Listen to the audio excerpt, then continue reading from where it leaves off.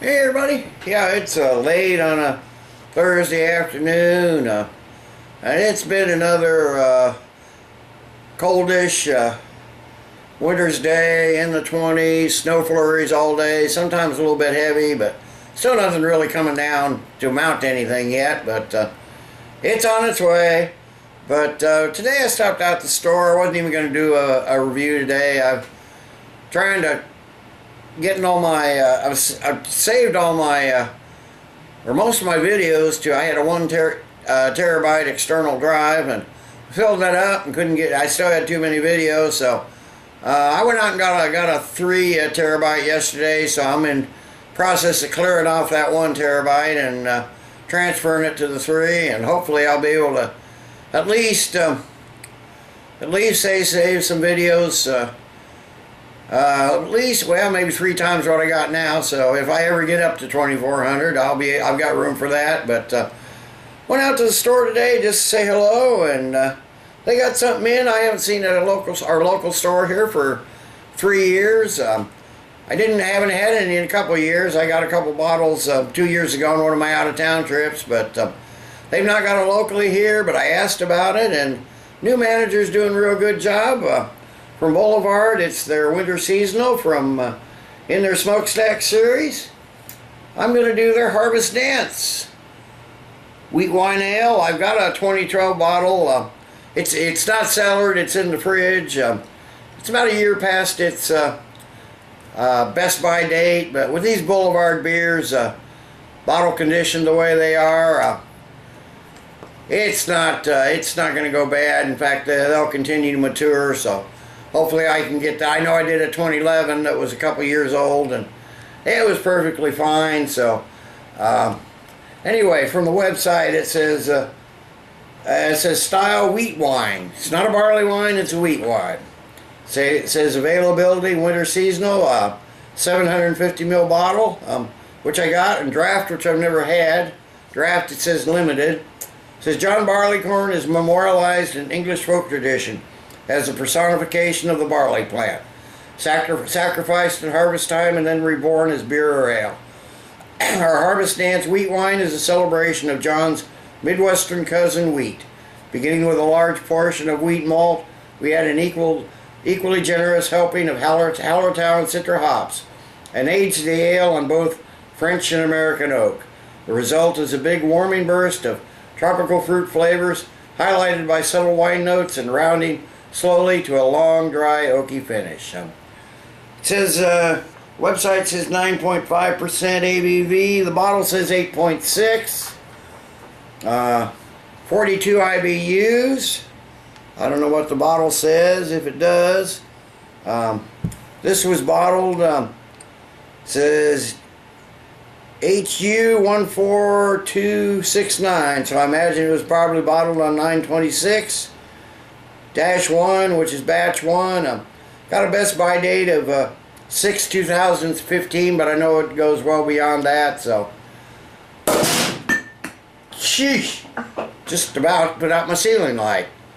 Good thing it's got a plastic cover over it.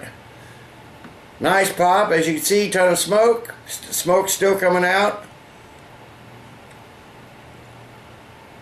I think I'll go a bit easy on that pour.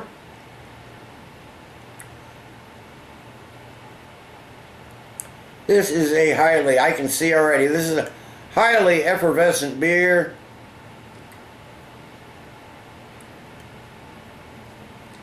I'll stop right there for now. Yeah, there's a ton of carbonation streaming up. Got a couple fingers of a nice bubbly, almost like eggshell white, antique white head. Hazy, orange colored body.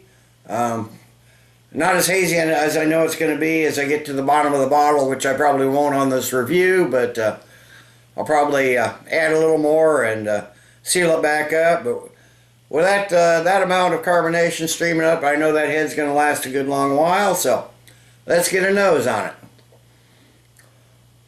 Okay, yeah, those fruits stand out. Apricot and peach primarily.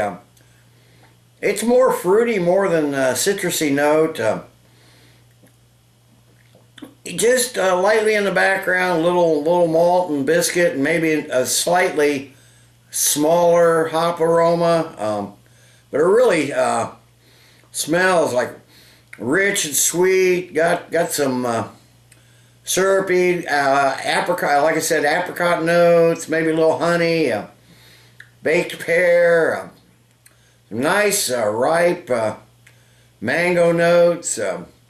Really nice, I'm sure from the oak. It says it's yeah, French and American oak, so it's getting some nice woody, earthy vanilla notes in there. Little toffee. I'm not really getting any notes of that alcohol. 8.6%. It's not all that big, but it's big enough. But I'm not really getting any in there. It's there's some peppery notes. Maybe a little bit of clove, like you sometimes get in wheat beers. There's some softer, almost estery hints of banana in there. Really nice, nice smelling beer. Not what you actually think of as a winter warmer, but it is their winter seasonal. Done at the end of the harvest, end of the year in the harvest. So let's get a taste.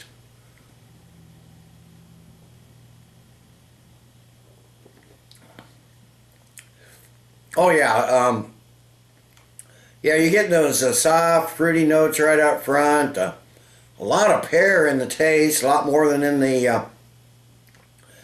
aroma. You're definitely getting like apricot and peach again, like you got on the aroma. You're getting a nice, soft, slightly bitter, hot flavor on the finish. Fairly dry finish. And apricots in there, and there's almost like juicy fruit gum in there too. Just kind of got that flavor a little bit. Got some nice lemon and almost like a green note from the. I don't know if that's really the way to describe it, but that's what it makes me think of, to the hops, and finishes with just a slightly light acid note to it, but slight bitterness to it. But it's just like the smell. It's rich and sweet, and got that apricot and honey and pear and mango in it. A really fruity tasting wheat wine, that's for sure.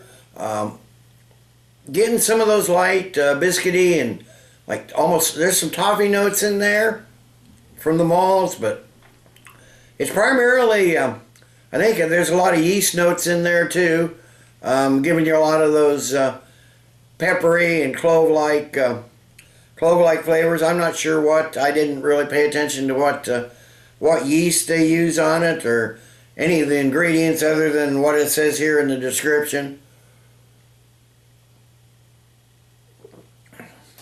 A little bit of like orange and coriander in there too. Really nice. Some of the traditional flavors you expect out of a wheat beer. It's got a medium light mouthfeel. Again, not what you'd exactly think of for a winter warmer or a winter seasonal, but that's what it is. It's a winter seasonal.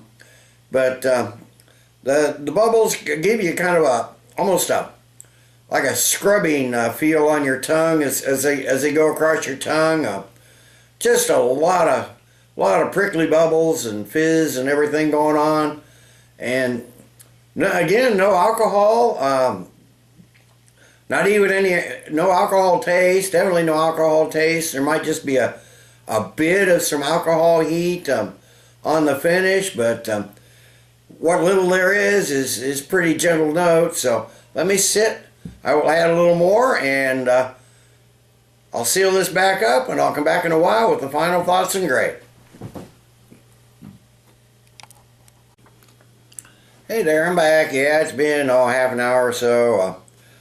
I just been sipping on this, enjoying the heck out of it. The head has never really disappeared. The carbonation has dissipated somewhat, but as you can see, it's leaving some nice, really pretty lacing down the glass, and sticking around. Still got a pinky of that slightly off-white head.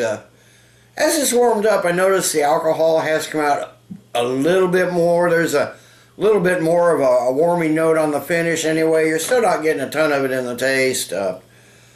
But other than that, not a lot has changed, but it hasn't warmed up all that much. Like I said, like I said the other day, the dining room is a fairly cool room. So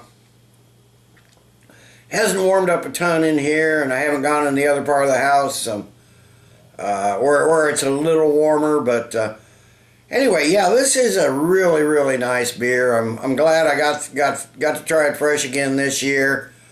Like I said, it's been 2 years since I've even had any, or even had any fresh. I know I did a 2011, I think, last year sometime with some age on it, and passed the Best By date. But that really doesn't matter on these Boulevard beers, because majority of these are bottle conditioned anyway. But this is a really nice, enjoyable ale.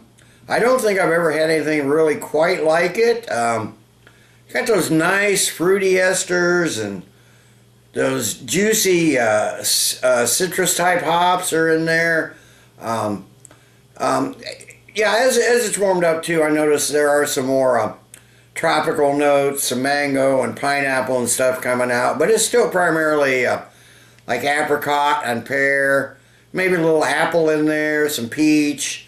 But there are some tropical notes coming out too, primarily mango and pineapple. But really nice, enjoyable beer. It's got that nice fizz. It gives your tongue a tingle, and got that nice dry finish. Like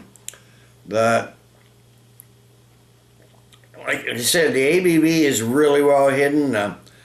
You know, without the label, I might even call this like an Imperial IPA or something. But there's still nothing like it. It's a wheat wine. I think it's the only wheat wine I've ever had. But darn good beer. So I'm going to give this year's edition of Boulevard's Harvest Dance. It says wheat wine style ale. And another cool label. They've got some of the best labels too.